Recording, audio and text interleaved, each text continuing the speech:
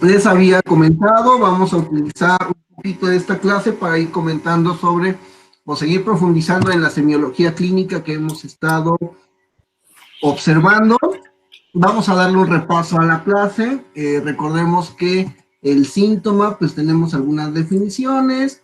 Nos dice San Google que es referido de manera subjetiva por el enfermo que percibe algo anómalo en su organismo. Luis 2020 nos dice que el síntoma es una o varias de las manifestaciones que puede tener la patología. ¿Qué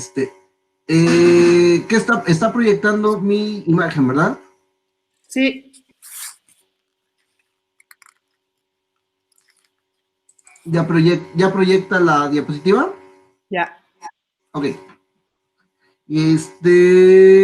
Marta por ahí nos decía que es la alteración del organismo que pone en manifiesto la existencia de una enfermedad y sirve para determinar su naturaleza. No, nos dijo Laura, ¿no? ¿Diana? Ya no me acuerdo. Bueno, y entonces tenemos que la condición de signo, síntoma y síndrome van a estar en función de la observación clínica. Signos son rasgos no adaptativos, observables, cuantificables. Síntomas, la respuesta subjetiva que tiene este paciente a esta característica de signo. Y el síndrome es el conjunto de signos y síntomas que juntos se caracterizan en un cuadro específico. Recordemos que este puede ser la construcción de síntomas en su conjunto, ¿vale? Y otro que nos grandote que nos dice el trastorno, que es un conjunto de signos y síntomas con evidencia medible y cuantificable, ¿vale? Regularmente el trastorno se refiere para problemas psicológicos y o psiquiátricos. Vimos más o menos en la anterior clase qué es lo que puede estar presente cuando un paciente presenta signos o síntomas, como el sentimiento de tristeza, altibajos o cambios radicales del humor, exceso de enojo, hostilidad, pensamiento suicida y demás. E incluso le dimos una vuelta a lo que puede ser implicable a un síndrome de nido vacío. Los hijos se van del hogar, existen síntomas de soledad, de dificultades para el empleo del tiempo libre, por ahí todo eso se hace una bolita y nos da esta característica de pérdida del sentido de vida, pérdida de los hábitos en un contexto de acción. Tenemos el de déficit de atención que la compañera Diana nos hizo bien explicarnos muy bien. Y vamos con las definiciones del trastorno mental según el DSM-5. Recordemos, es un estado cognitivo de desregulación emocional o del comportamiento de un individuo. Hay ocasiones en que ocasiones que cumplen esta definición y que no son patológicas, como la muerte de una persona, como comportamiento socialmente extraño, cuando este es social y cultural, y qué son esas características de exclusión. Está muy raro, y aquí empezamos con el contenido nuevo de la clase. En lo personal creo que está muy raro que para unas cosas sí sea trastorno y para otras cosas no sea trastorno, ¿no?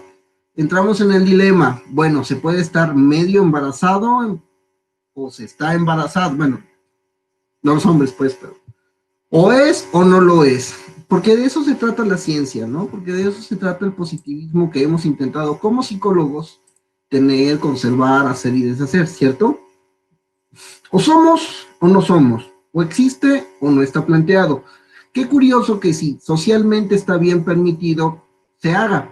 Entraríamos a que las convenciones de la enfermedad no son entidades patológicas hasta que alguien o un grupo de personas nos dice que lo son, ¿cierto? Los leo o los escucho. Cuéntenme. ¿Qué opinan de ello? Pues sí, porque de alguna manera también la homosexualidad estaba y ahora ya no está. Entonces hasta que nos dicen pasa eso, ¿no? Ajá, y qué extraño, ¿no? Entonces, bueno, o es o no es, o somos o no somos. Y en ese caso pudiéramos tener justificado con ese argumento perfectamente la inflexibilidad que pudiéramos prestarle a la homosexualidad. A menos que lo socialmente correcto esté vinculándose más al discurso actual y se nos echa a perder diciendo que todos tenemos cabida en la viña del Señor. Bueno, vamos a la presentación. De aquí me gustaría que pudiéramos revisar algunos términos. Esto lo van a encontrar en el libro que Luis va a hacernos el gran favor de compartir, o bien se los voy haciendo llegar en su WhatsApp. Se llama Manual de Psicopatología, es el volumen 1 del manual, el capítulo 4. Lo escribe Belloch, ¿sale? Es una española. Y dice, clasificación. Cualquier procedimiento utilizado para construir agrupaciones o categorías y para asignar entidades, en nuestro caso, conductas anormales. Ejemplo, llega una época en donde la homosexualidad era terriblemente mal vista y de repente fuimos obteniendo recursos sociales para poderla aceptar. A partir de las luchas, a partir de las marchas, a partir de su presencia en medios, a partir de la popularización, a partir de la explicación social de que las personas tienen derecho a manifestar su sexualidad, y más que su sexualidad, rasgos de su personalidad, etc., etc., etc., ¿no? Pues bueno, ¿era o no era una enfermedad? ¿Quién dijo en su momento que era un trastorno? ¿De qué forma se está explicando algo que era negativo con algo ahora que es positivo, incluso hasta encomiable?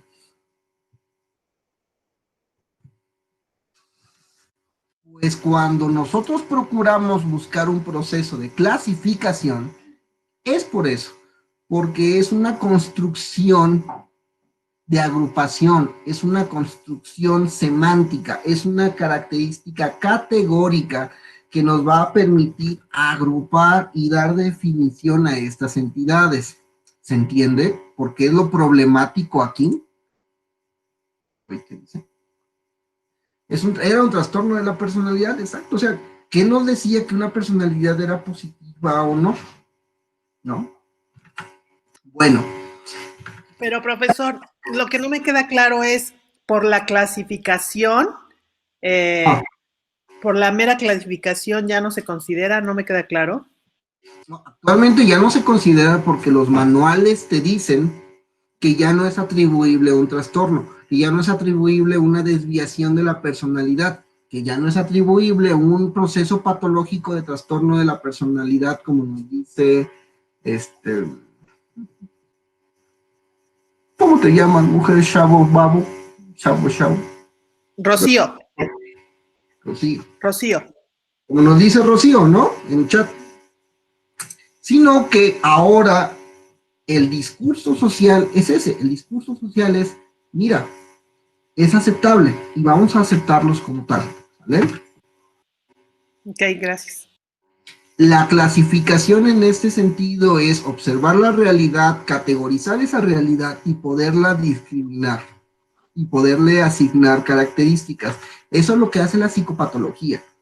Es una ciencia que nos permitirá a su vez clasificar todas las conductas anormales para poder integrarlas en un paquete que le vamos a nosotros considerar trastorno, que nosotros le vamos a poder considerar síndrome, que nosotros le vamos a poder considerar patología. ¿Cómo lo vamos a hacer?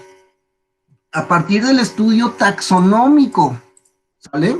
O sea, el estudio sistemático del proceso de clasificación, es decir, de la lógica de clasificar los principios y los métodos utilizados en la construcción de un sistema clasificatorio, así como las reglas utilizadas para la identificación de las identidades. O sea, nosotros podemos empaquetar cada una de estas desviaciones de la normalidad, pero tiene sus reglas para poder hacerse, ¿sale? Así como hay animales, y estos animales pueden ser clasificados porque tienen pelo, porque tienen 4 patas, porque babean, porque miran, porque sienten, porque son mexicanos y no ecuatorianos, hay un sistema de reglas que nos va a permitir decir y definir que sí y que no, ¿de acuerdo? Y eso se le llama taxonomía. Hallamos con otro término que es la nosología, y esta es la clasificación de enfermedades o trastornos desde la taxonomía de fenómenos patológicos. Es una organización basada en supuestos teóricos sobre la naturaleza de la enfermedad. ¿Se entiende? Yo veo una realidad, esta realidad puedo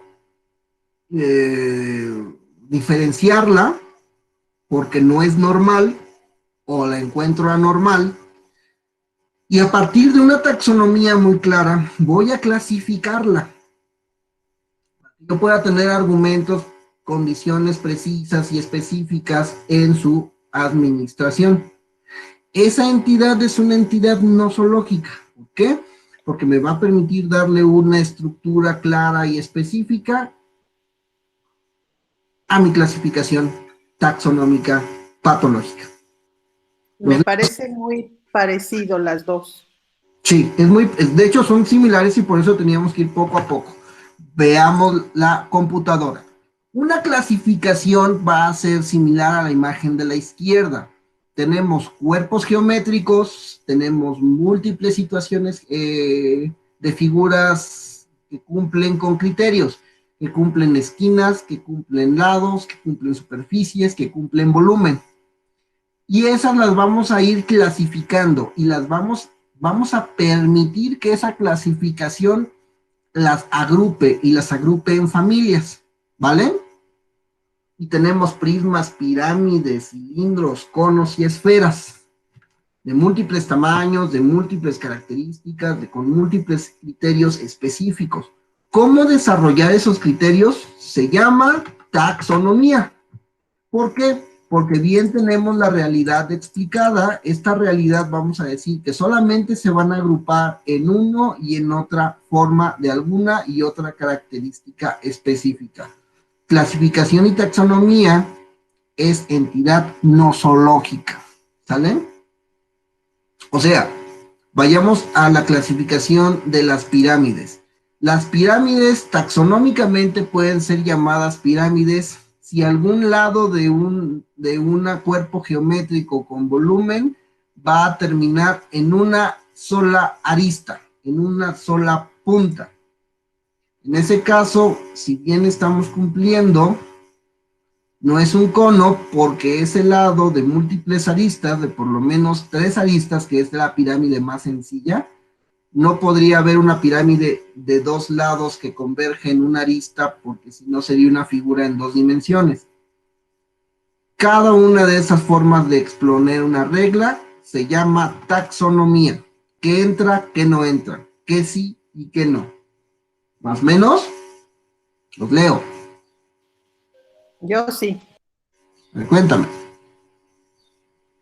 Ahora, si lo pone como en concepto patológico, o sea, un concepto para que sepamos, por ejemplo, la esquizofrenia.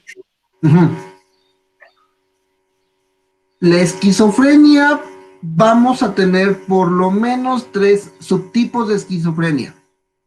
¿Cuál, cuál y cuál? Los leo, los escucho. Paranoide.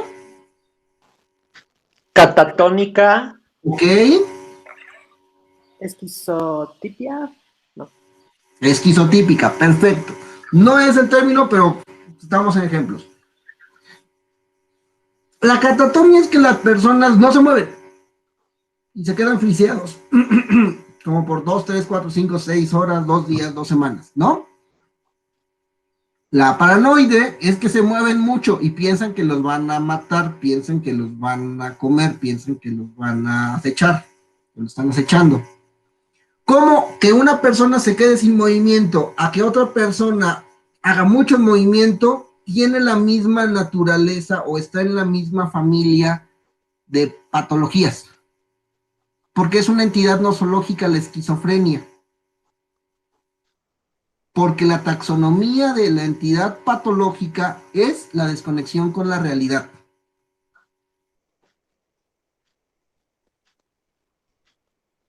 Más o menos. Y la clasificación de esta desconexión es lo que permite tener los subtipos de esquizofrenia. Yo entiendo que los subtipos entonces son taxonomía y como tal la nosología es la clasificación de las enfermedades. Digamos que los subtipos es taxonomía y Ujú. digamos que diferencia entre trastorno de ansiedad social y esquizofrenia, eso es nosología. Eso sigue siendo, es nosología porque es la entidad estructural. O sea, la propiedad del criterio, la característica, la forma, la fuerza en que nosotros podemos diferenciar normal y patológico, normal y anormal. Taxonomía es la regla para clasificar. Y la clasificación es el proceso de diferenciación semántica. O sea, sí, salvo que la taxonomía no es la forma, es la estructura para la forma. Y las entidades son entidades nosológicas.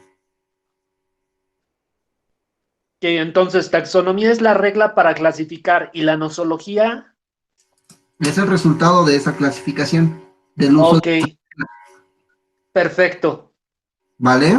Volvamos al sí. ejemplo. Observemos, uy, está modificando. Observemos que la clasificación es que agarras un buen de figuras y tú vas dándole criterios, vas dándole formas, vas dándole características, porque los clasificas, porque los divides, porque los unes. Pero la taxonomía es la regla de cómo lo haces. Exacto, sí queda perfectamente claro. Ok, ¿por qué nosotros como seres humanos estamos duro y dale?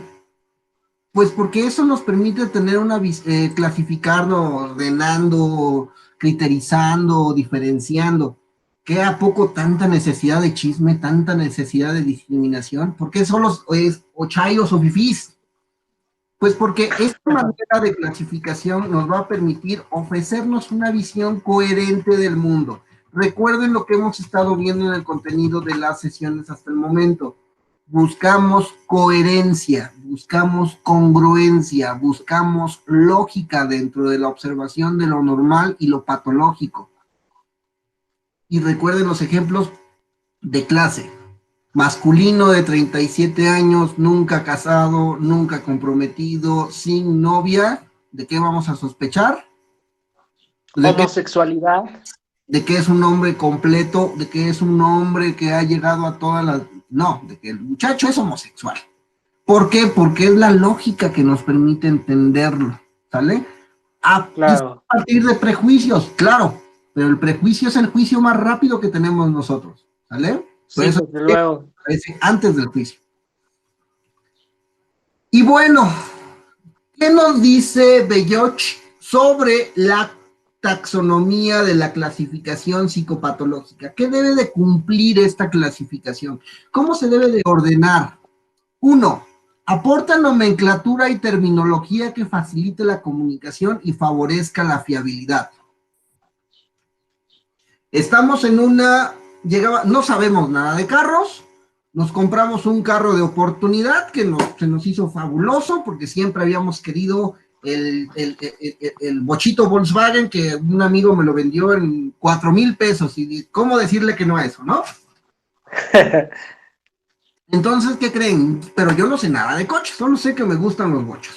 Llego con el señor mecánico, me dice, no hombre, hay que hacerle la cuchufleta y hay que cambiarle el distribuidor del fluido de alto flujo y hay que meterle la sonorización de las vías aéreas de la... Y uno que se queda con cara de usarle lo que tengas que hacerle, ¿no? Ese uso de palabras, ese uso de terminología, ese uso de nomenclatura va a permitir la comunicación y la fiabilidad en la forma de clasificar y criterizar aspectos taxonómicos de la patología psicológica. ¿Se entiende? Que nosotros Sí, esquizofrenia, catatonia, pues eso qué tiene que ver, ¿cuántas veces hemos ido a la tienda a pedir 2 pesos de catatonia a la señora de la esquina? Nada, pero ese vocabulario, ese uso de palabras nos permite comunicación fiable, válida. ¿Cuántas veces no el médico ya empieza a decirnos, no, pues fíjate que el triángulo de Willy se encuentra poco desarrollado, hipotenso, hipoactivo, y uno se queda con cara de, bueno, creo que es más sencillo platicarme con el mecánico, ¿verdad? Aunque también ponemos cara de what. Precisamente por eso, porque la palabrería, la terminología, la nomenclatura de los términos nos permitirán darle entidades a la taxonomía de clasificación. Yo creo, profe, que incluso hasta le da un carácter más objetivo en el sentido de que si todos hablamos de catatonia, todos los que estamos inmiscuidos en psiquiatría y psicología, entendemos perfectamente de qué se trata, o sea, se estandariza, digamos, mediante esa jerga, ¿no? Pero observen que esta jerga nos permite a su vez tener una realidad compleja. Esa realidad es que yo estoy construyendo una realidad externa al fenómeno. ¿Qué pasaría si en las clasificaciones de esquizofrenia catatónica ustedes llegaran a leer y se quedó así, y se quedó congelado?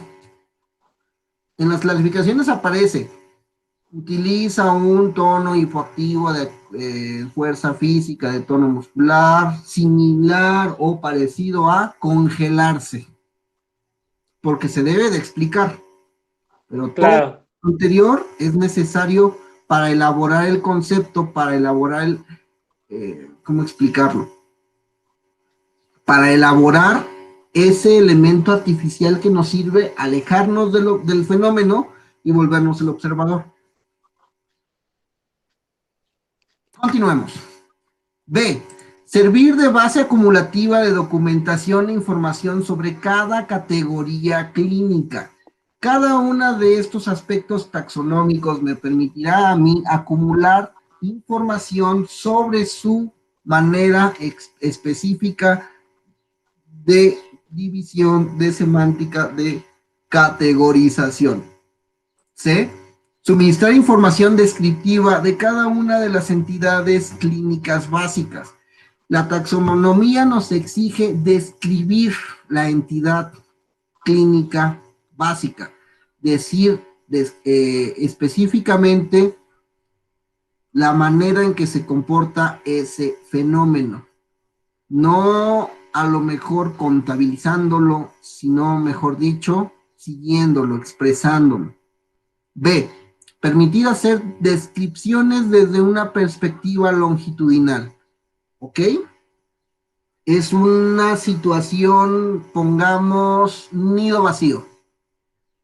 Llega el fenómeno y ¿qué va a pasar a lo largo de los próximos 2, 3, 4, 5 años de que la familia vive su nido vacío? La madre, el padre, se comprarán, se harán amantes, estilos de vida, viajes, yates, y podemos observar que esa descripción es constante a lo largo de una perspectiva longitudinal. Y por último, nos sugiere Belloch, suministrar los conceptos básicos para las formulaciones teóricas. Recordemos que la chamba del profesional además es permitir la perspectiva a futuro. ¿Sabes qué? En caso de que tú no resuelvas de manera congruente, de manera eficiente, de manera ecológica tu nido vacío, tú te divorciarás a lo largo de tantas fechas, tantos meses, tantos días, porque nos permite precisamente un uso teórico, y la teoría se construye a partir de ciertos o falsos, a partir de congruencias, a partir de lógicas, que se pueden refutar, porque así es esto de la ciencia. ¿Vale? Hagamos un pequeño ejercicio, todos desde casa. Tenemos esto es similar a la realidad. Si lo observan es un cúmulo de números. ¿De qué forma podemos clasificar estos números? ¿Los escucho o los leo? De acuerdo con el tamaño. Ok, tamaño sería un criterio. ¿Qué más? De acuerdo con la intensidad del color. Ok, esa es otra. ¿Qué más? De acuerdo con el número que representan. Ok, el numeral perfecto. Tamaño, intensidad del color, el número nominal, que podemos definirlo como nominal. ¿Qué más? Maestro, ¿es por chat o por micrófono? Por donde quieran, por chat, a Pues ver, por micrófono, porque si no por... Por micrófono luego se cruzan y se oye muy mal. Habíamos quedado por chat, ¿no? a ver, aguántenme tantito. Esto de tener una... Es que yo contesté por chat y no me leyó. A ver, vamos, tipo de letra, muy bien. A ver, espérenme tantito. ¿Ya ven ustedes mi pantalla? Sí. Bueno, por tipo de letra, dice Rocío. Quedamos que por chat o micrófono. Muy bien, ya puedo leer todo. ¿Qué más?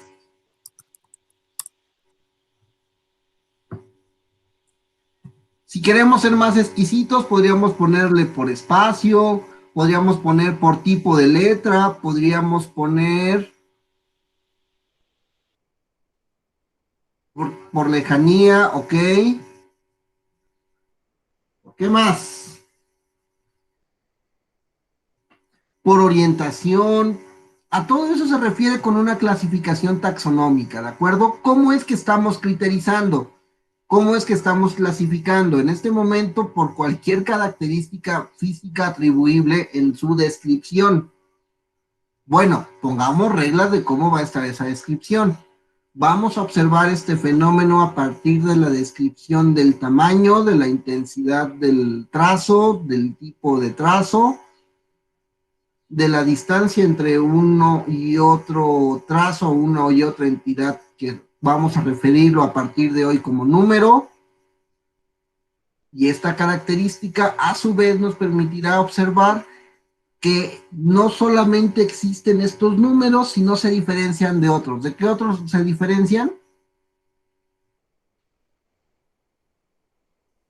¿Lo notan? Y si este universo está lleno de unos en donde se pueden ir observando eventualmente dos, o donde podemos tener fenómenos parecidos al uno, pero que son tres, el uso teórico de estos fenómenos me permitirán saber que existe o hipotetizar que existe el 4, el 5 y el 6. ¿Los leo o los escucho? Cuéntenme. Exactamente, Luis. Esas reglas son taxonómicas. La manera en la que yo estoy estructurando esa taxonomía, esas reglas me permitirán a mí teorizar que existen otras condiciones estructurales específicas. O sea, que también hay entidades que se llaman dos, que tienen las mismas reglas que en uno. Tamaño, intensidad de rasgo, ¿qué más? Distancia. Y que si las dos, y que si esas reglas taxonómicas se cumplen en uno y en dos, seguramente se cumplirán en tres, hasta que yo pueda llegar a un ambiente, a un modelo, a un método, a una realidad que tenga tres, donde sabré si esas reglas son o no son. Todo esto es una explicación teórica de la construcción de lo que nosotros hacemos, la construcción de lo que nosotros estamos determinando. No necesariamente es un reflejo de la realidad, es más la construcción de un modelo que está surgiendo en este momento. Y que lo estamos haciendo precisamente en este momento. ¿Qué están viendo, muchachos? La presentación que dice procedimientos multiaxiales. Ok. Bueno, la OMS menciona que dentro de la forma en la que como profesionales, porque conforme los profesionales se van organizando, conforme los profesionales van encontrando precisamente, conforme los profesionales se van organizando, van observando estas realidades, que son realidades geográficas, pues vamos haciendo que las características de esta profesionalización pues también tengan un criterio, que también tengan un objetivo. Y en este objetivo es donde la OMS nos dice, cada región tiene más o menos algunas características de entidades patológicas que se observan mejor que otras. ¿Cuáles nos dice? Para las 6 regiones del mundo que contemplan OMS,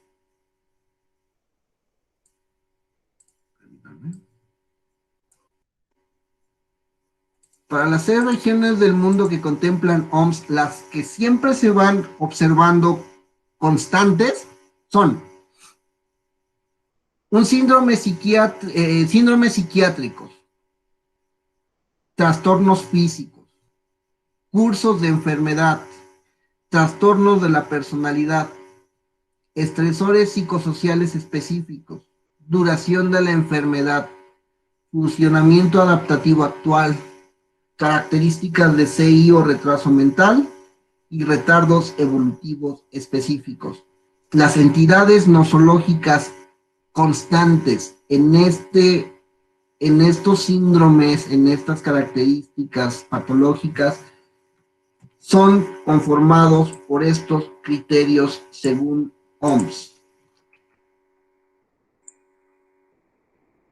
Estos modelos de clasificación, y estos son procedimientos multiaxiales de clasificación, o sea, cuando yo me enfrento a la realidad, debo de observar si esta realidad tiene características de síndromes psiquiátricos, tiene trastornos físicos evidentes, tiene un curso de un proceso patológico de enfermedad, tiene características de cambio o de sublevación o de especificaciones de trastornos de la personalidad. Tiene características psicosociales estresoras diferentes, se dividen de la realidad social, tiene un funcionamiento adaptativo actual, o sea, cambia o es observable a lo largo del tiempo, presenta rasgos o características de CI o de retraso mental, y o responde a retardos evolutivos, ¿sale? Esta forma de observar los procedimientos multiaxiales, a su vez de que nos permiten obtener información, nos hacen enfocar esta información a un plan de acción y a un plan de manejo de paciente. ¿De qué me sirve saber que el paciente tiene todos sus rasgos taxonómicos perfectos, si bien diferenciaditos, clasificados, objetivos, si al final no voy a poder intervenir más que en observarlo y describirlo? Pues que estamos en el medioevo, ¿por qué? La OMS procura que estos procedimientos tengan esa característica, ¿vale?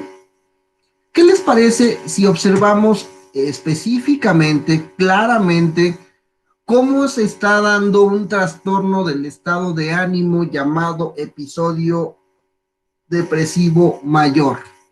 ¿Sale? Luis les mandó el DSM-3, ¿cierto? Perdón, el DSM-4. Si todavía no lo tienen, vamos a tenerlo por ahí. Pero les pido que puedan ir abriendo para que tengan una lectura más cómoda, porque aquí es para que lean hormigas. Bueno. Ya lo envié, profe. Perfecto, si podemos abrirlo, pongan o busquen la página 323 del DSM-4. El DSM-4, que tiene una clasificación multiaxial todavía, nos va a dar estos rasgos. La gran familia de estos trastornos se llama familia de los trastornos del estado de ánimo. Lo que va a estar alterado es el estado de ánimo, ¿sale? De ahí tenemos estas especificaciones del estado del ánimo: episodios afectivos, trastornos depresivos, trastornos bipolares y otros trastornos del estado de ánimo. Rasgos que se van de la normalidad del trastorno, que son otros trastornos del estado de ánimo debido a algo. Especificaciones que describen el trastorno del episodio afectivo más reciente, porque tener un episodio de trastorno afectivo no es lo mismo que tener un trastorno depresivo. Y todavía más las reglas que van excluyendo estas características diagnósticas, como las especificaciones que describen el curso de los episodios recidivantes. O sea, todavía más claro y más específico.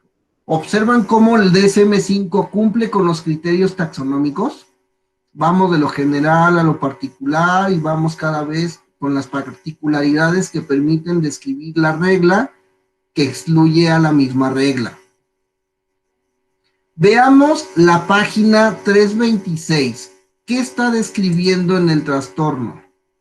Ahí viene como toda una serie de características específicas en donde dice, los trastornos del estado de ánimo son esto, aquello, así, asado. Estuviéramos en el salón de clase, nos damos tiempo de leerlo, pero les pido que lo lean en casa, ¿sale? En la página 331 van a encontrar el curso de la enfermedad, o sea, qué es lo que va a ir pasando a lo largo del tiempo, cómo va a estar presentado, cómo va a suceder. ¿Por qué es importante observar este curso de la enfermedad? Porque a nosotros como clínicos nos va a permitir entender cuando una persona esté replicándonos este mismo discurso. Han observado que en los poquitos rasgos que hemos ido encontrando tenemos que casi se cumple pues muy bonito y muy específico la manera en la que se explica. Es precisamente por eso. Veamos todos en la pantalla. Los síntomas de un episodio depresivo mayor suelen desarrollarse a lo largo de días o semanas. Antes de que comience un episodio depresivo mayor completo, puede haber un periodo prodrómico con síntomas ansiosos o síntomas depresivos leves, que puede durar semanas o meses. La duración de un episodio depresivo mayor también es variable. Lo habitual es que un episodio no tratado dure 6 meses o más, independientemente de la edad de inicio. En la mayoría de los casos hay una remisión completa de los síntomas y la actividad remota al nivel premórbido, o sea, se va antes de cuando empezó el estado. En una proporción considerable de casos, quizá el 20 o el 30%, algunos síntomas depresivos que son insuficientes para cumplir totalmente los criterios para un episodio depresivo mayor persisten durante meses o incluso años y se asocian a incapacidad o malestar, en cuyo caso se debe anotar la especificación de la remisión parcial. La remisión parcial después de un episodio depresivo mayor parece ser predictora de un patrón parecido para episodios posteriores. En algunos sujetos, del 5 al 10%, se siguen cumpliendo totalmente los criterios para un episodio depresivo mayor durante 2 años o más, en cuyos casos se debe notar la especificación crónico. Observan cómo el DSM-4 está cumpliendo con todas las características que nos va pidiendo la clasificación taxonómica para su función. Y es por eso, sí, porque si bien no está precisando rasgos, del 20 al 30% significa que de 10 personas, 2 o 3 personas van a estar ahí. ¿Qué preciso hay en eso? Nada. Pero es la ciencia que nos tocó enamorarnos, es la ciencia que nos tocó escuchar, es la ciencia que nos tocó estudiar, y son limitantes de estas características de lo psicológico, que vamos a poder tener una descripción, que esta descripción va a estar apegada a cómo va sucediendo la realidad, pero que al final del día son construcciones que como grupo de Toby, son construcciones que como grupo de personas con el título, con el monóculo, decimos, es así. Es así porque es así, pero hay que entender por qué decimos que es así. Y bueno, ¿cuál va a ser entonces el diagnóstico diferencial? Recuerden lo que nos decía la taxonomía, permite una descripción de cada una de las entidades, o sea, hay entidades que van a ser parecidas pero distintas, así como hay conceptos básicos que nos van a permitir formularnos teorías de algo que es o no es. Igual, ese sí tenemos un poquito ampliado. Recuerden que se empieza, según la definición, se empieza con algunos episodios ansiosos a veces. Entonces, pues bueno, revisen lo que es diagnóstico diferencial. Página 331 del documento que envió Luis. Veamos cuáles son los episodios para el los criterios para el episodio depresivo mayor. 1. A. Presencia de 5 o más de los siguientes síntomas durante un periodo de 2 semanas que representan un cambio respecto a la actividad previa. Uno de los síntomas debe de ser 1. Estado de ánimo depresivo, o 2. Pérdida de interés en la capacidad o de la capacidad de placer. Tiene que ser 1 o 2 forzoso. Si no hay 1 o 2, no hay episodio depresivo mayor. Porque esas características son excluyentes a la teoría. ¿Sale? Si yo no tengo una caída en mi ánimo, si yo no tengo una caída o un cambio de conservarme en la tristeza de este espectro del ánimo, yo no tengo un episodio depresivo mayor. Puedo tener otras cosas. Ya a lo mejor un episodio crónico o una depresión, como lo marcaba desde el principio, pero si no cumple este criterio, excluye. 1. Vayamos, esto es de a ley. Estado de ánimo depresivo la mayor parte del día, casi cada día, según lo indica el propio sujeto. Se siente triste o vacío. O la observación realizada por otros. Como por ejemplo el llanto. El llanto, recordemos, en este caso sería un signo. Nota, en los niños o adolescentes el estado de ánimo puede ser irritable. 2. Disminución acusada del interés o la capacidad para el placer en todas o casi todas las actividades, la mayor parte del día, casi cada día, según refiere el propio sujeto u observan los demás.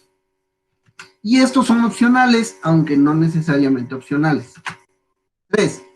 Pérdida importante de peso sin hacer régimen, aumento de peso, en un cambio de más del 5% del peso corporal en un mes. O pérdida o aumento del apetito casi cada día. 4. Insomnio o hipersomnia casi cada día, dormir o no dormir. Nótese que aquí ya empezamos con la jerga de palabras que no conocemos o que son no frecuentes en nuestra conversación diaria. 5. Agitación o alentecimientos psicomotores casi cada día, observable por los demás, no meras sensaciones de inquietud o de estar enlentecido.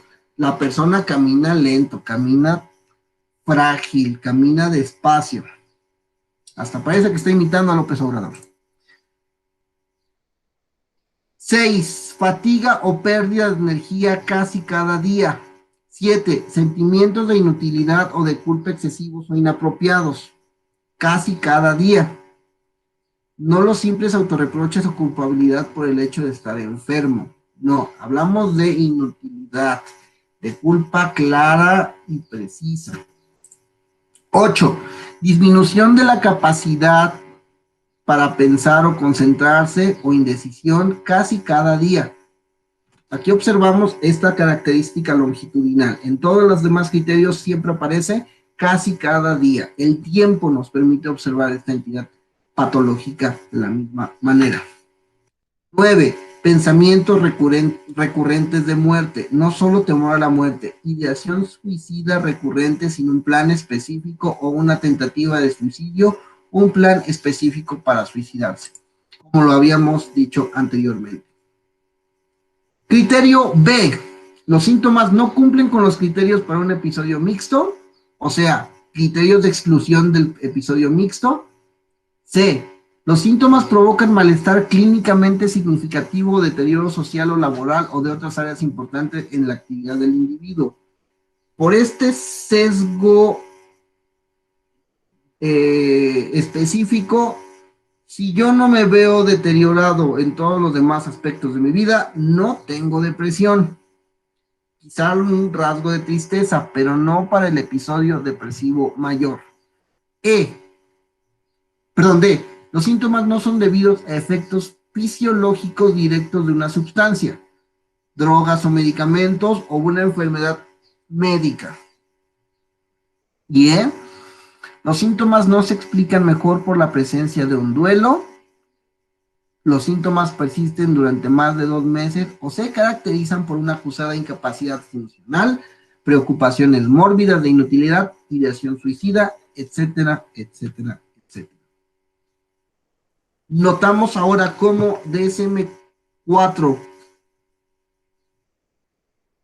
perfila perfectamente cada uno de estos movimientos necesarios taxonómicos para su ejecución.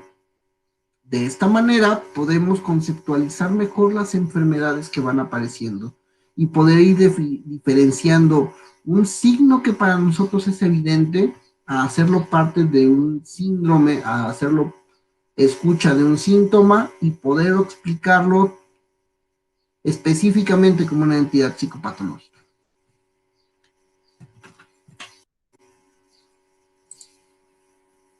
Hay un muchacho, ¿sale?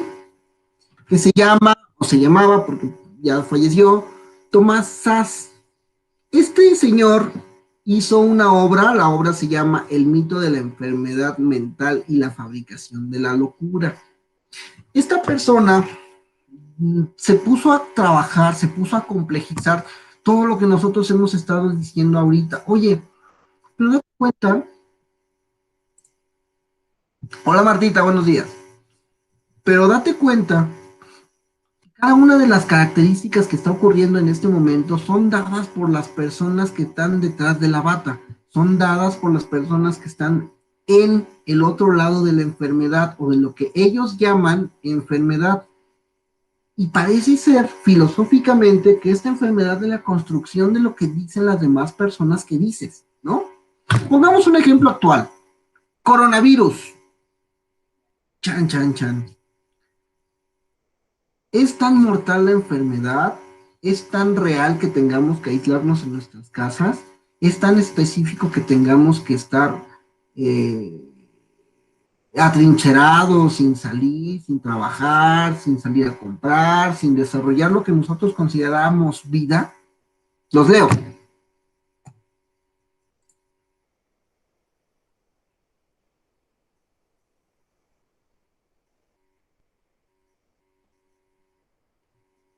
Porque nótese que dice las noticias, imágenes que pasan en la televisión, pues que una persona ahí está, ¿no? Está enferma, pero y que puede que se muera. Aunque también otros medios dicen que no se mueren más del exagerado 5% de quien le pega. Sí, sí, sí, sí, son buenas las medidas preventivas, pero al grado de hacer que una persona que no puede sobrellevar su día a día tenga que aislarse para estar bien.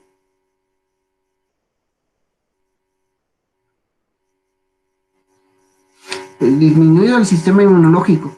Observan cómo este ejemplo del coronavirus nos permite explicar un poco, meternos un poco, interesarnos un poco en la antipsiquiatría, en qué derecho tiene el gobierno para mí limitarme a salir a trabajar, limitarme a hacer mis actividades, limitarme a comprar, limitarme a convivir con las personas que me importan, limitarme a mis amigos, limitarme a mis seres queridos, porque es algo que existe, pero que yo no lo veo. Ok, ya me está diciendo Rocío, yo en mi fraccionamiento ya hay alguien, ¿no? Ok, perfecto. Tu fraccionamiento.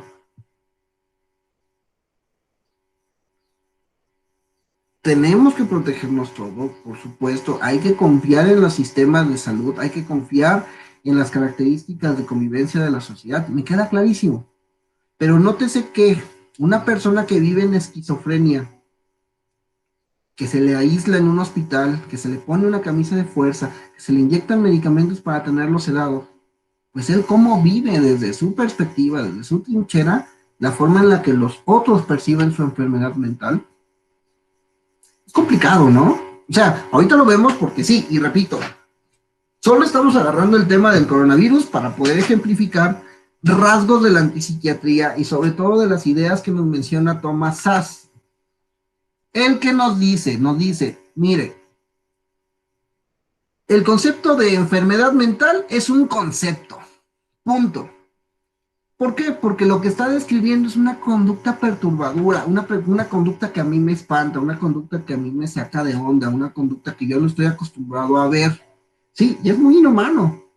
¿Por qué? Porque si yo de repente empiezo a hablarles a ustedes de que yo estoy conviviendo con mi mejor amigo, que es un hipopótamo rosa, hemos comido muchísimas ballenas a lo largo de estas últimas semanas, pues me mandarían al DIF para decirle, oye, el profesor ya le pegó la encerrona, y pues ya hay que meterlo a la casa de la risa, ¿verdad? Pero a eso se refiere Thomas Szasz. Nosotros tenemos características, criterios, formas, momentos en que vamos a estar expresando la manera de la diferenciación de los rasgos patológicos y los rasgos no patológicos. A un paciente con esquizofrenia se le tiene que atender, aún incluso él no manifieste su voluntad. Yo opino personalmente que sí. Casos de excelencia en este sentido, mis muchachos de adicciones. Oigan, una persona solo se gusta drogar, solo se mete un polvito blanco, solo se da una inyección, solamente se toma lo que hay en un vaso y no pasa nada, pues es un gusto que ellos quieren tener. Similar a cuando estoy con mi pareja, similar a cuando como un plato de comida rica, similar a cuando voy y me duermo y me paro y me baño y listo. El problema es de que ese polvito cuesta dinero, de que ese alcohol me desinhibe todo, de que esa inyección puede ser que se me haga que se me paren los pulmones. Y la pérdida de mi familiar sería algo que yo no estaría dispuesto a tolerar, sobre todo cuando tengo los medios, como su padre, como su hermano, como su madre, como su hijo, de hacer que eso pare. Incluso en contra de la propia voluntad, incluso de dejarlo sin trabajo un año y anexarlo, incluso en contra de todas las características que puedan existir para conservar su vida. Aunque bueno, ¿qué derecho tengo yo, como su hijo, como su hermano, como su madre, como su hermana, de intervenir en esa vida? Porque lo quiero, no sé si se justifica, nos dice Szasz. Porque afecta a mi economía, no sé si es viable, nos dice Szasz, ¿no? Nos dice Szasz, esta es una metáfora médica para describir una conducta perturbadora, por supuesto. Que mi familia tenga adicciones y sea un adicto, pues al final es una clasificación que yo me inventé, que yo dije personalmente, pues es que porque toma cada fin de semana o el muchacho ya es alcohólico. Hay criterios, hay clasificaciones, hay taxonomías, hay entidades nosológicas que me dicen, sí, una persona tiene dependencia A, pero mientras cuando lo veo desde mi trinchera, pues sí, yo estoy decidiendo por algo que es pues una situación muy personal del individuo, del sujeto a la enfermedad. Repito, mi postura personal es, sigamos las instrucciones del OMS, coronavirus puede causar muchísimos más estragos si no se atienden con estas medidas que no lo hagan, ¿sale? Las personas con adicciones necesitan soluciones, obviamente, pero hay formas de hacerlo.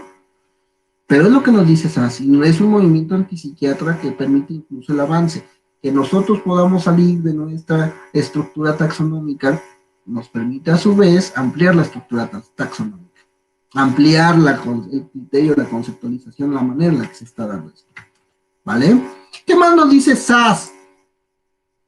La esquizofrenia no es una patología hasta que se pueda hacerse una autopsia y ver la enfermedad que en el paciente. No solo porque un grupo de personas voten en la Asociación de Psiquiatría y digan que está enfermo por comportarse de una manera perturbadora, cosa que puede ser que tenga mucho de cierto. Les había comentado, demencia de Alzheimer solamente se puede comprobar cuando abrimos la tapa del cerebro y le quitamos todas esas marañas neurofibrilares y vemos que en serio el cerebro estaba muy atrofiado, estaba muy taponeado, estaba muy duro, ¿sale? Pero antes, pues nada más las personas se comportan de una manera diferente, extraña, compleja. Sí, se les olvida quiénes son, se les olvida cómo hacer popó, se les olvida respirar, se les olvida cómo alimentarse. No, eso se les olvida. Pero eso no significa pues que no sean entidades patológicas y que las veamos solamente a microscopio, porque todo esto es una enfermedad médica del cuerpo. Entendemos a Sass desde donde nos habla, desde su perspectiva como neurólogo, como psiquiatra. Sass propone o pone a la psiquiatría como una pseudociencia que parodia la medicina al usar terminología que suena a medicina.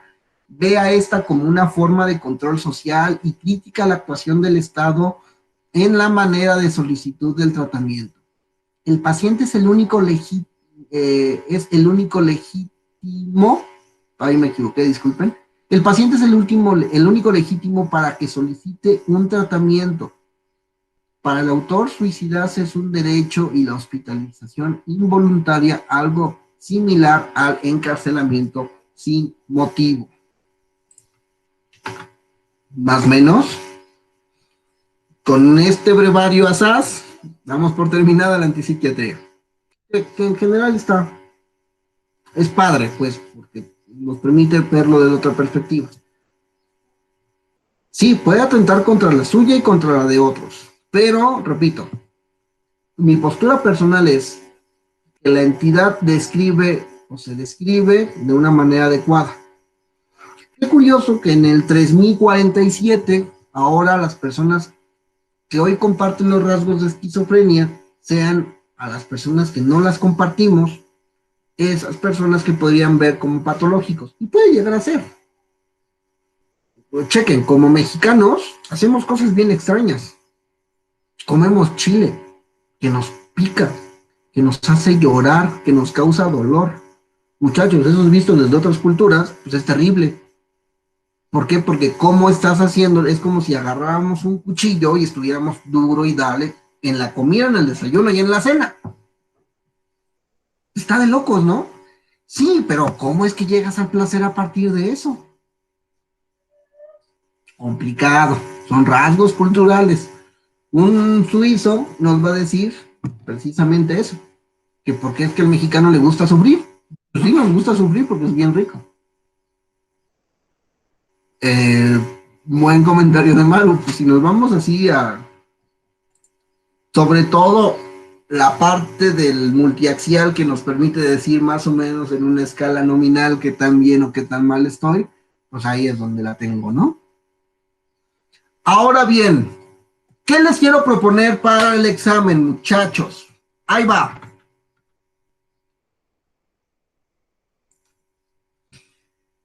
La propuesta es que desarrollen una propuesta nosológica, una categorización y taxonomía de rasgo, trastorno, enfermedad de alguno de los siguientes fenómenos: nido vacío, niño tirano rey, adicción a los videojuegos, niños cristal, macho alfa, mujer lobuki, sugar baby o sugar daddy, el que se les acomode, otakus, cutting, moving, godines, mis reyes, chairos o fifís. ¿Se entiende? Sí, sí, sí, está vaciado, Marco. ¿Qué significa eso? Vamos, dentro de toda nuestra... Voy a poner de nuevo la presentación. Profesor, Dígame.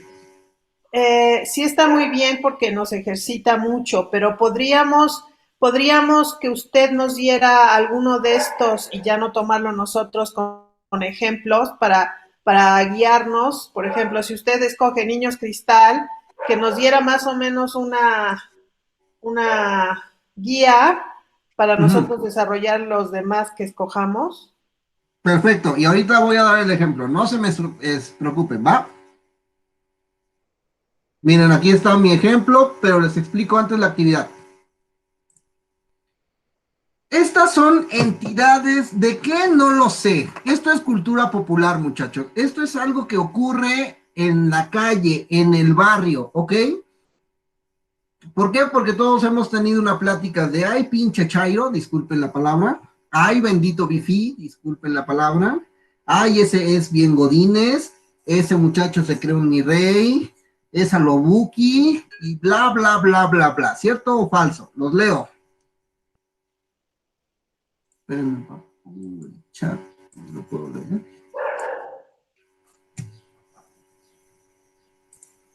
Ok. Entonces, ¿qué vamos a ir haciendo? Sí, vaya, de eso se trata. Estos son fenómenos de la realidad. ¿Por qué? Porque nosotros les atribuimos palabras, nosotros les atribuimos formas, nosotros les atribuimos características y hay información de eso como blogs por toda la internet, ¿sale? Otakus son personas que juegan muchos videojuegos, les gusta el manga, tienen Pokémon Go en su celular, ¿no? Macho alfa pues son personas como hombres, así como muy rudos, como yo puedo todo, como wow. Y vamos a fortalecer, vamos a observar de qué manera podemos presentar una categoría y taxonomía de estos rasgos, trastornos o enfermedades, ¿sale?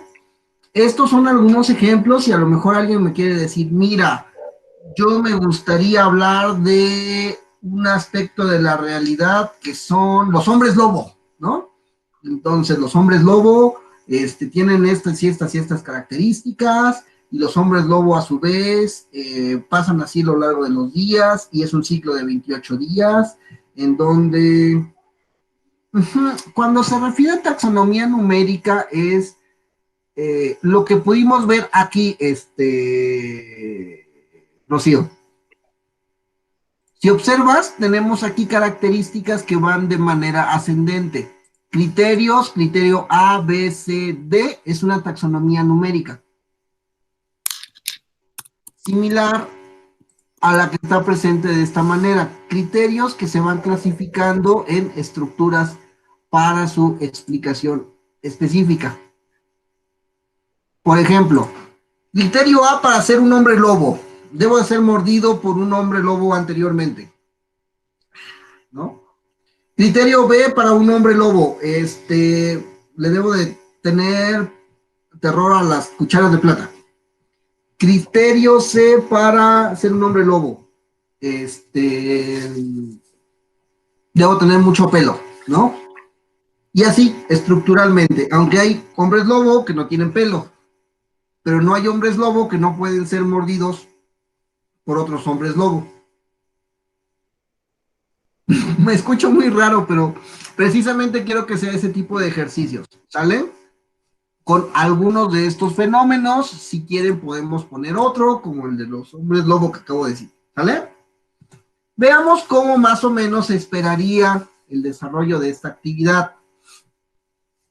Vamos a intentar dar caracterizaciones a este ente extraño que se llama Lobuki. Los leo. ¿Qué es una Lobuki, muchachos? También conocida como Reina de la Noche, pareja de... Ay, no, esa es trampa. Ah, yo pensé que quería que leyéramos. No, alguien que nos diga qué es una Lobuki. La No, pareja. Mi chao. reina. Ok, todos al Batigoogle. Yo entiendo que una Lobuki es la mujer del mi rey. Ok. Sí, ¿no? Ajá, tiene características. Ajá. Es como la mujer que conquista, el mi rey conquista a sus Lobukis, ¿no? Son sus mujeres. Perdón, pero sí se escucha muy raro. Ajá. Sí, ¿no? Sí es eso. Ok, mira, aquí ya Rocío nos está diciendo todas las palabras, criterio que nos permite entenderlo. O sea, que si yo no entiendo qué es un Raven, Antruki, Fiestuki, no puedo entrarles Maduruki, güey. O sea, Araceli Arámbula es la Lobuki. Lobuki mayor, por excelencia. Aunque no entra a criterios de Lobuki, ya ella entra a unos criterios distintos como de MILF o en su caso como de ¿cómo era el ejemplo? Como de MILF o como de Cougar, por la edad. Porque hay una Lobuki que tenga 40 años, no necesariamente. A eso se refiere. A ver, ¿qué nos dice Rocío? Las lobukis son una subcultura necesaria y orgánicamente de aparición natural en nuestra sociedad, ¿ok? ¿Qué más?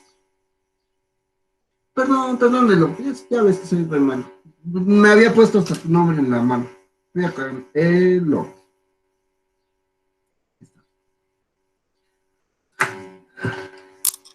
Veamos qué nos dice más o menos este intento de taxonomía. Conocida como reina de la noche, pareja de mi rey, similar a una mujer alfa, pero sin la posición de poder que ésta conlleva. La Lobuki es una femenina de hábitos altamente sociales, de entre 17 y 25 años, sujeta a recorrer la fiesta y vivir actos sociales nocturnos recurrentes. Estas mujeres regularmente cumplen con los criterios de nunca tienen frío, hacen cara de pato, son vistas exclusivamente en antros, beben en exceso, son prepotentes, son impuntuales y prefieren compañeros sentimentales con dinero en cuentas bancarias. La hija de Alejandra Guzmán puede ser una Lobuki. Pongamos cosas de la cultura popular. La hija de Alex Lora puede ser una Lobuki.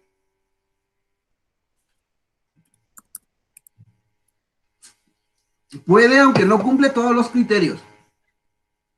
Sobre todo por el criterio de la edad. Veamos. Aquí hay algunas clasificaciones taxonómicas de la Lobuki, protolobuki. Femenina que a pesar de no tener edad legal para tomar alcohol, desde ahí se involucra con actividades nocturnas con compañeros de escuela con el mismo o mayor poder adquisitivo. Son esas chicas de prepa, de finales de secundaria, que andan con la falda muy corta, que andan con chicos más grandes que ellas, que andan de arriba para abajo. Si falta un criterio, ¿sale? ¿A qué te refieres, Rocío?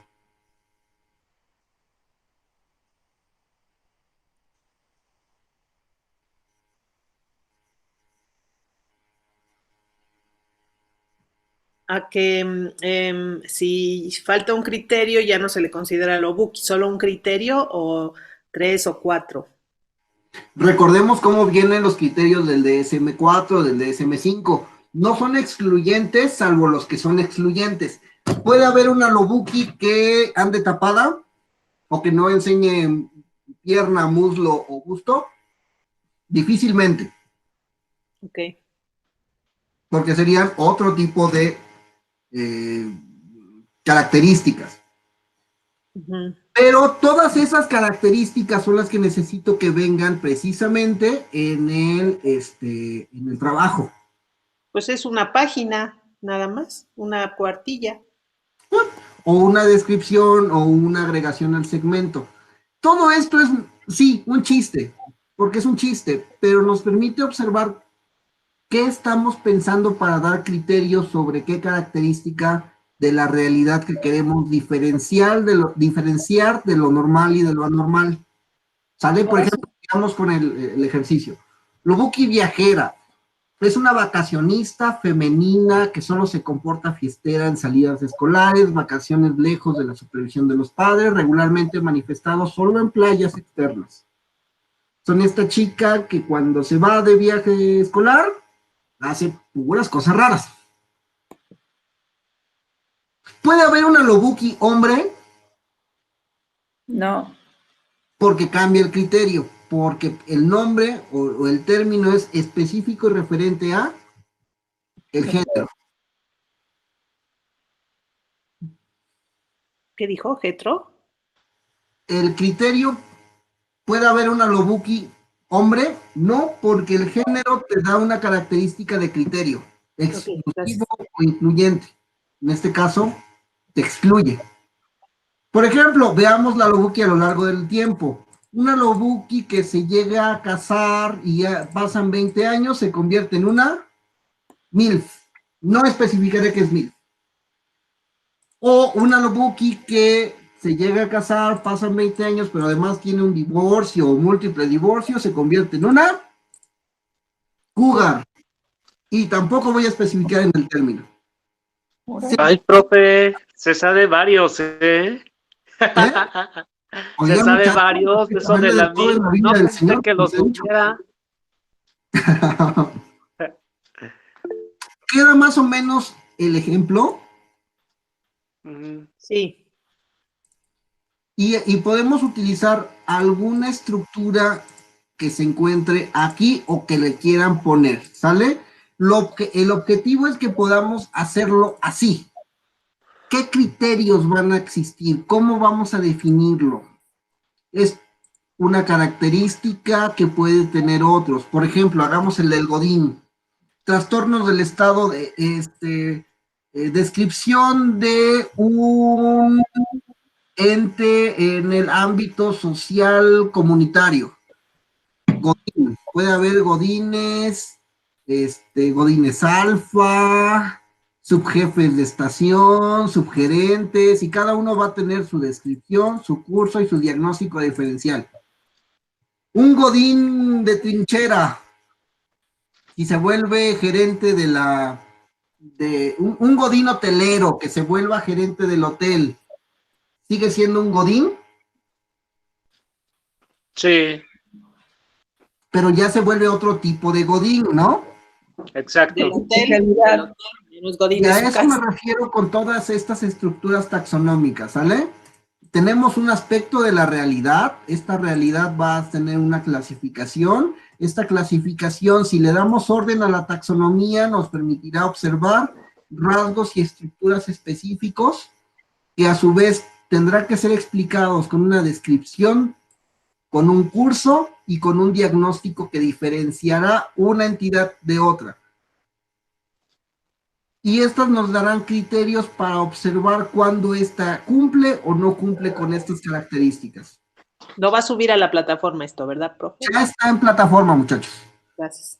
Si quieren, subimos la plataforma porque sí, le he quedado a todo el mundo mal. Ya Martita ya me está a punto de mandarme. Te entiendo, Martita, ya prometo. No es cierto, profe. No te enojes conmigo. Mira, ya aquí se encuentra presentación en clase. Viene la presentación de todo lo que hemos dado. ¿Sale? Ok. Hasta el momento vamos como 60 diapositivas, 70 diapositivas. Entonces ya para que vayamos repasando. Repito, este va a ser el trabajo final. ¿Sale? Yo les propongo unos... Para los que llegaron tarde, la cuarta se elimina porque ya está dado la de semiología clínica. No escuché muy bien, disculpa. Que para los que llegaron tarde, que quede aclarado que el cuarto trabajo de semiología clínica se suspende porque ya lo pusimos en el segundo. Ajá, son dos, ¿cómo se llaman? Ensayos. Ensayos. Un ensayo opcional que es de normalidad, anormalidad o semiología, y de ahí la cuarta sesión nos dan un ensayo específico de semiología. Cualquiera de los dos, solamente será considerado un ensayo. Ponemos de nuevo los criterios de evaluación en la pantalla. ¿Qué vamos a calificar? El examen 1 va a valer 10% de la calificación. El ensayo del 1, 2 y tercera unidad. Perdón, el examen. Ensayo 2 va a valer 30%, perdón, el primer ensayo que se dejó, que es el único ensayo que se va a revisar. Este ensayo puede ser de semiología clínica o de normalidad y anormalidad. Examen 2 es el de la unidad 5 y 6, que todavía Sí. no subiré. 10% es del foro que vayamos a hacer, ¿sale? Profe, ¿y qué onda con la unidad 5 y 6? El capítulo 5 está de terror.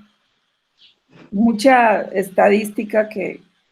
Sí, eso lo vimos como criterios de normalidad y anormalidad. Recuerda lo que les había dicho, la estadística la van a ocupar bien y bonito cuando hablen de construcción de pruebas psicológicas. Pero para los objetivos de la materia y por el tiempo que tenemos en materia, no creo que sea necesario darle una repasada tan amplia a temas estadísticos, porque la verdad no nos va a funcionar mucho. ¿Vale? Sí, está horrible. Lo van a ocupar si algún día llegan a hacerse ricos millonarios porque van a construir una prueba psicológica que va a medir estrés laboral, motivos de divorcios, todo lo demás. Sí, sin problema subimos pueden mandarlo al repositorio de la evaluación. En las clases que dice del 23 de marzo al 4 de abril, chicos, hay un lugar que se llama repositorio de actividades. Están en la pantalla, ¿verdad? Sí. Este repositorio de actividades podemos subir los adelantos de su trabajo. Yo los voy a ir comentando de manera directa para que podamos tener la taxonomía de lo que hemos ido revisando, ¿vale? Pero lo subimos. Pero ahí, ¿qué actividades vamos a subir? Es que no entendí ahí qué actividad. ¿La última? A ver, otra vez. Ahí en el repositorio, ¿qué actividad vamos a subir? El trabajo final. Ah, ok, bien. Gracias. Profesor, otra pregunta. Del capítulo 5 y 6, me dijo Marta que usted iba a subir como una guía para saber qué